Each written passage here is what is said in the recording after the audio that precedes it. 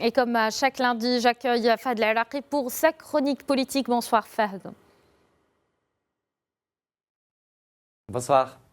Alors on revient aujourd'hui sur cette première réunion de la commission spéciale chargée de l'élaboration du nouveau modèle de développement donc tenu ce lundi à Rabat. D'abord, que pensez-vous de la composition de cette commission qui regroupe justement 35 membres ? Tout à fait, on va dire que le suspense quelque part est fini. On attendait la nomination d'abord du président de la commission et par la suite des membres depuis quelques mois déjà. Maintenant, c'est chose faite. Les 35 membres sont connus, en plus du président Cheikh Ibn Moussa. Alors, côté profil, vous l'avez dit, elle est composée, je veux dire, de personnalités, on va dire, assez diverses. On retrouve dedans, on va dire, des académiciens et chercheurs réputés. On retrouve des acteurs du milieu culturel. On retrouve des personnalités de la société civile reconnues. Il y a aussi des présidents et des responsables d'entreprises ou d'institutions publiques, ainsi que des chefs d'entreprise privés. Donc, on va dire que c'est une commission, on va dire, un peu éclectique. Elle est assez représentative. On peut noter aussi qu'il y a, parmi les membres, sur les 35, il y a 10 femmes. Il y a aussi 6 membres qui ont moins de 40 ans.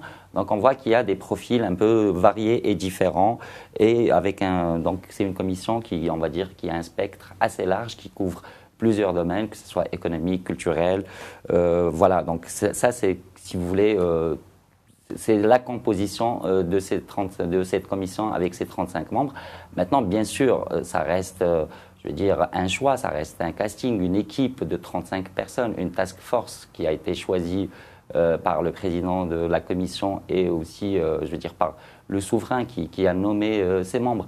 Bien sûr, on peut toujours trouver à redire, on peut toujours dire oui, tel courant n'est pas assez ou pas du tout représenté, ou comme on peut dire oui, telle figure ne devait pas ou devait figurer dans cette composition. Un casting reste toujours évidemment perfectible et en plus un casting, on ne peut pas juger, on va dire, de sa réussite et de son efficacité avant de voir de près la restitution du travail qu'il aura rendu.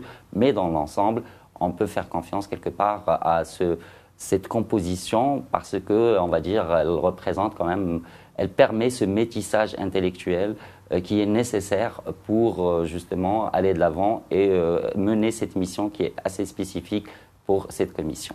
Alors Fahd, vous avez parlé de travail. Concrètement, comment cette commission va travailler justement et qu'est-ce qu'elle doit fournir exactement comme contenu ? Ouais, alors quelques jours justement avant la nomination des membres, Cheikh Ibn Moussa a révélé un peu les grandes lignes de sa méthode. Déjà, on sait que la commission a pris ses quartiers, par exemple, dans les locaux du Conseil supérieur de l'éducation et de la formation et de la recherche scientifique. C'est là-bas qu'elle aura un secrétariat permanent qui, lui, devrait assurer la coordination entre les membres qui sont d'ailleurs bénévoles. Ça aussi, c'est important à le souligner.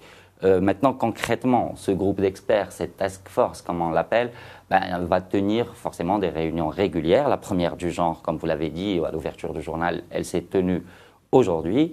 Donc c'est la première réunion des 35 membres avec le président.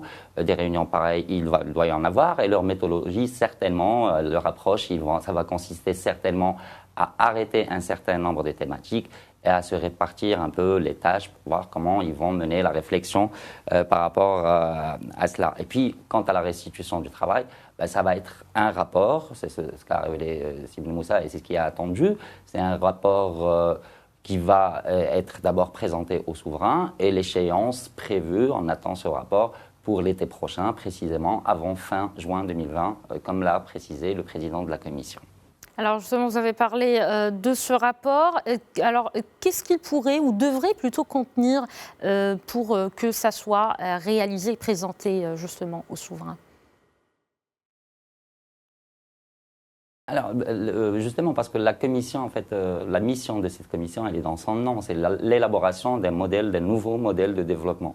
Maintenant, qui dit développement, dit par la force des choses développement économique, mais surtout, et c'est ça l'enjeu pour le Maroc, le développement humain avec toutes ses composantes sociétales, culturelles et tout. Donc c'est un vaste chantier évidemment qui doit commencer, comme l'a exposé le président de la Commission, par un diagnostic objectif de l'état actuel, de voir un peu les pratiques actuelles, de les mettre à plat, de les diagnostiquer, de les évaluer et surtout essayer de réinventer de nouvelles pratiques beaucoup plus efficaces et plus, on va dire, équitables et égalitaires. Et c'est ça l'enjeu, parce que justement, c'est le creusement des inégalités au Maroc qui est le souci majeur, qui doit être, à mon avis, la principale préoccupation dans la conception et l'élaboration de ce modèle de développement qu'on va poursuivre pour les prochaines décennies.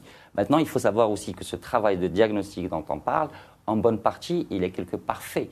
Il y a pléthore de rapports qui ont été publiés ces dernières années et qui traitent de thématiques très pointues, qui traitent de l'éducation par exemple, qui traitent de la santé, des transports, de la redistribution des richesses. On va dire qu'il y a pas mal de contenu qui a déjà été réalisé et qui servira certainement aussi à cette task force, parce que ce n'est pas un travail qu'il faut non plus ignorer, c'est quelque chose de très important qui va permettre d'avancer, de trouver les interconnexions entre ces différents rapports et de mettre tout ça, on va dire, à plat. Et il faut les synthétiser, ce travail, pour justement finir, en fait, établir ce diagnostic le plus objectivement possible.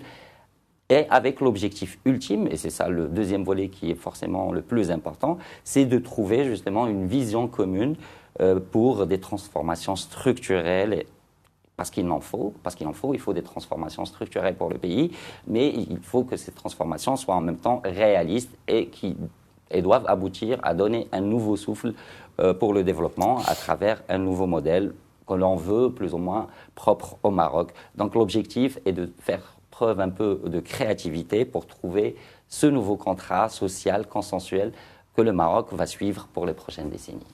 Merci beaucoup Fahd El Araqi pour cet éclairage.